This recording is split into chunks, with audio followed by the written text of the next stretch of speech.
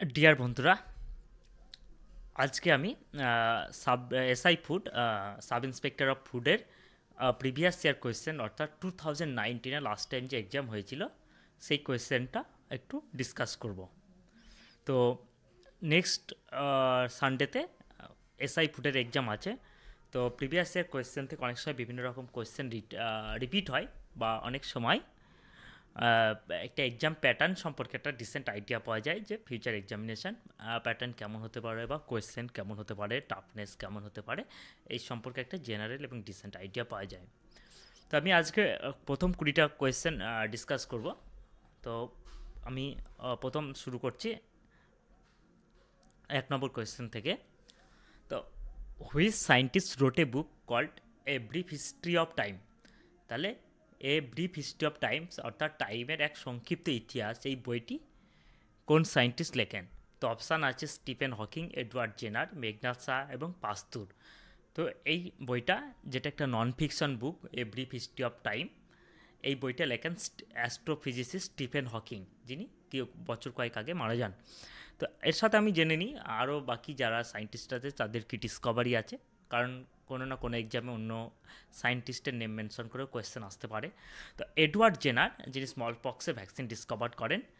মেঘনাথ সাহা, যিনি thermal ionisation theory discover করেন এবং তিনি অনেকবার নোবেল প্রাইজের জন্য নমিনেটেড হয়েছিলেন। তিনি কলকাতার লোক ছিলেন এবং অ্যাজ এ ইন্ডিপেন্ডেন্ট ক্যান্ডিডেট হিসাবে তিনি লোকসভা ইলেকশনে, পার্লামেন্টের ইলেকশনে তিনি কন্টেস্ট করেন এবং জয়ী হন। তো তার খুব গুরুত্বপূর্ণ অবদান আছে, বিশেষ করে ইন্ডিয়ান সায়েন্সের ডেভেলপমেন্টে। এবং লুই পাস্তুর, ফ্রেঞ্চ সায়েন্টিস্ট বা ভাইরোলজিস্ট বা ব্যাকটেরিওলজিস্ট, যিনি যার পাস্তুরাইজেশন পদ্ধতির জন্য তিনি বিখ্যাত, তিনি একজন ভাইরোলজিস্ট বা ব্যাকটেরিওলজিস্ট ছিলেন। এবার আসি কোয়েশ্চেন নম্বর 2-তে। What is associated with Shanti Swarup Bhatnagar award? তো শান্তিস্বরূপ ভাটনগর অ্যাওয়ার্ড কিসের সাথে যুক্ত? Associated sports, science and technology, agricultural and movies. তো Shanti Swarup Bhatnagar award option B হবে, সায়েন্স অ্যান্ড টেকনোলজির সাথে যুক্ত। এটা সাধারণত বেসিক সায়েন্সের উপর award, physics, chemistry, mathematics, biology উপরে এই অ্যাওয়ার্ডটা দেওয়া হয়। এটা একটা খুবই উল্লেখযোগ্য একটা অ্যাওয়ার্ড, ভারত সরকার দিয়ে থাকে। Summer solstice occurs in the southern hemisphere on. তো সলিস্টিস, দুটো সলিস্টিস আছে, summer solstice and winter solstice. তো সলিস্টিস কী জিনিস খুব সংক্ষেপে বলতে গেলে বোঝাই, এক কথায় যদি বলি, যে সামার সলিস্টিস মানে যখন থেকে সামার শুরু হচ্ছে। তো সাউদার্ন হেমিসফেয়ারে সামার সলিস্টিস হয় 21শে ডিসেম্বর বা 22শে ডিসেম্বর। 21শে ডিসেম্বর বা 22শে ডিসেম্বর থেকে আস্তে আস্তে সামার শুরু হয়। তো 21শে ডিসেম্বর বা 22শে ডিসেম্বর, অর্থাৎ অপশান এ হবে correct answer. Question number 4, which is the oldest trade union organisation in India? তো ইন্ডিয়ার ওল্ডেস্ট ট্রেড ইউনিয়ন অর্গানাইজেশন কোনটা? এটা হবে All India Trade Union Congress, যেটা 1930-তে এস্টাবলিশ হয় এবং লালা রাজপথ রায় ছিলেন এর ফার্স্ট সেক্রেটারি।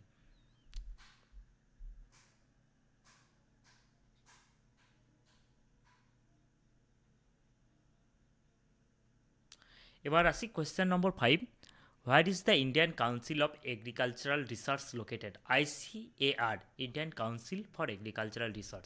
তো আইসিএআর, যেটা apex institute related to agricultural research এবং universities, agriculture universities and their curriculum fixed by ICAR.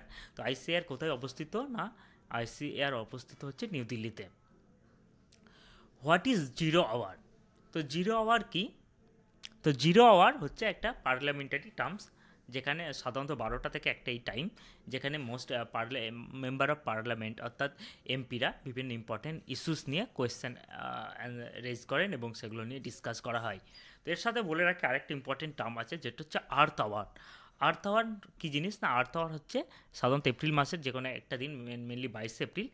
এই দিনটাতে সাধারণত সমস্ত রকম লাইটনিং, ইলেকট্রিসিটি কনজাম্পশন যতটা পারা যায় রিডিউস করা যায়, এই জন্য আর্থ আওয়ার সেলিব্রেট করা হয়। এটা অ্যাকচুয়ালি এনভায়রনমেন্টাল কনসাসনেস রিলেটেড একটা জিনিস। আর জিরো আওয়ার হচ্ছে পার্লামেন্টারিয়ান জিনিস। Which of the following rocks are transform to marble? Marble কোথা থেকে ট্রান্সফর্ম হয়? না, লাইমস্টোন এক্সট্রিম হিট অ্যান্ড প্রেসারে মার্বেলে রূপান্তরিত হয়। Which of the following is not a source of renewable energy? কোনটা রিনিউয়েবল এনার্জির সোর্স নয়? তো hydropower, of course, renewable source. Small hydro or big hydro project are renewable source. Then solar energy, solar is abundant and relatively now very cheaper. So solar energy also a renewable energy source, and wind power also a renewable energy source. But fuel cell renewable energy source নয়। But fuel cell কী জিনিস? Fuel cell এক কথায় বলতে গেলে আমরা যেটাকে বুঝি battery is not a renewable energy source, কারণ ব্যাটারি যখন ডিসচার্জ হয়ে যায় তখন এটাকে রিচার্জ করার প্রয়োজন হয় এবং এটা ইলেকট্রিসিটি কনজিউম করে, but most of the electricity produced by coal power plant.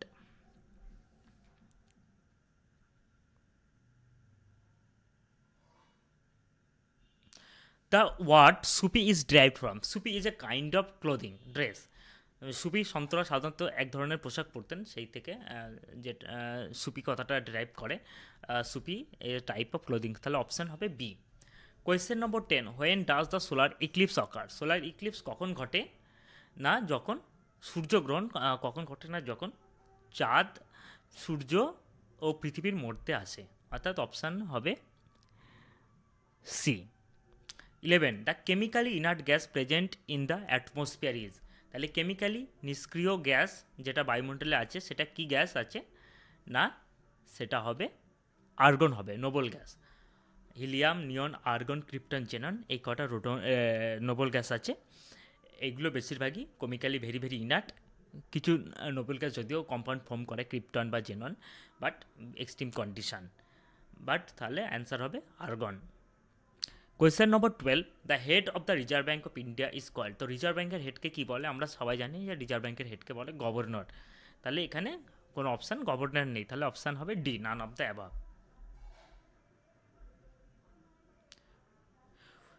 Question number 13, the year of the launch and implementation of the 5-year plan of India. তো 5-year প্ল্যান কবে লঞ্চ করা হয়? না 1951 ইন্ডিয়াতে 5-year প্ল্যান লঞ্চ করা হয়, but ওয়ার্ল্ডের মধ্যে ফার্স্ট 5-year প্ল্যান লঞ্চ করা হয় সোভিয়েত ইউনিয়ন 1929-এ, বাট ইন্ডিয়াতে ফার্স্ট 5-year প্ল্যান লঞ্চ করা হয় 1951। আমরা জানি যে 5-year প্ল্যান একটা বড় features from Soviet union, USSR বা ইউনিয়ন সোভিয়েত সোশ্যালিস্ট রিপাবলিক।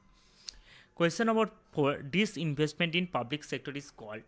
তো ডিসইনভেস্টমেন্ট কী জিনিস? না যেসব লস মেকিং পিএসইউ আছে, পাবলিক সেক্টর আন্ডারটেকিংস আছে, সেগুলোর একটা সার্টেন পোর্শন যেটা প্রাইভেট ওনারশিপের হাতে তুলে দেওয়া হয়।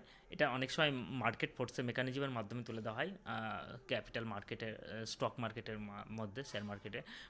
এটাকে বলা হয় নর্মালি প্রাইভেটাইজেশন বলা হয়, বাট অনেক সময় মার্কেটের যদি মার্কেট মেকানিজমের মধ্যে এটাকে প্রাইভেটাইজ করা হয় তাহলে অনেক সময় ফরেন পোর্টফোলিও ইনভেস্টার বা ফরেন ইনস্টিটিউশনাল ইনভেস্টমেন্ট আসতে পারে, সেক্ষেত্রে এখানে গ্লোবালাইজেশন বা লিবারালাইজেশনেরও পার্ট হয়, বাট মোস্ট কারেক্ট অ্যান্সার হবে D, privatisation. The Supreme Court judges administer take oath before entering upon the office is conducted by. তো সুপ্রিম কোর্ট জাজ সুপ্রিম কোর্টে তার অ্যাক্টিভিটি শুরু করার আগে কে ওথ পাঠ করায়? সাধারণত এটা চিফ জাস্টিস অফ ইন্ডিয়ায় ওথ পাঠ করান। Question number 16, vitamin are commonly excreted by human urine. কোন ভিটামিন সাধারণত হিউম্যান ইউরিনের মাধ্যমে এক্সক্রিটেড হয়?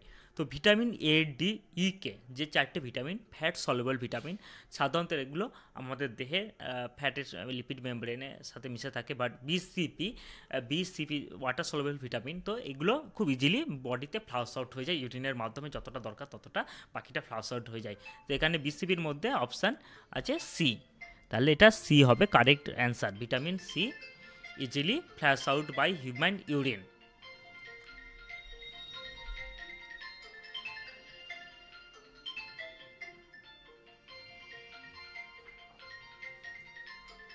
The Supreme Court judges administer এটা হয়ে গেছে।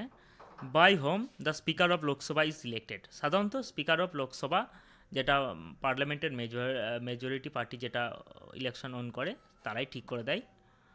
তো এটার উত্তর হবে ডি হবে, the members of the majority party of the Lok Sabha. India has the largest number of workers employed in, option হবে এ, ইন দ্য টেক্সটাইল ইন্ডাস্ট্রি। তাহলে টেক্সটাইল ইন্ডাস্ট্রিতে ইন্ডিয়ার ম্যাক্সিমাম নম্বর, টেক্সটাইল ইন্ডাস্ট্রিতে ইন্ডিয়ার ম্যাক্সিমাম নম্বর ওয়ার্ক এমপ্লয়েড আছে, তো অপশান হবে A. 19, the famous drawing Satyam Shivam Sundaram has created by Shivanandan Nautiyal, হবে option C. Question number 20, which of the following has the highest calcium content. তো আমরা জানি যে international year of millet last year ছিল 2023, যেটা ইন্ডিয়ার একটা জন্যই এই ইয়ারটা ডিক্লেয়ার করা হয়। তো বাজরা, মেইজ, সরগম, হুইট, তার মধ্যে হচ্ছে বাজরা এবং সরগম হচ্ছে মিলেট। সাধারণত মিলেট খুবই ড্রাই এনভায়রনমেন্ট এবং খুবই লো নিউট্রিয়েন্ট কন্টেন্ট সয়েলে গ্রো করে, but very full in nutrient. তো এর অ্যান্সার হবে বাজরা। Bajra is very high content of calcium. তো বন্ধুরা, আজকে আমি এই 20টা কোশ্চেনে আলোচনা করলাম। এখানে আমি আমার রেকর্ডিংটা স্টপ করছি।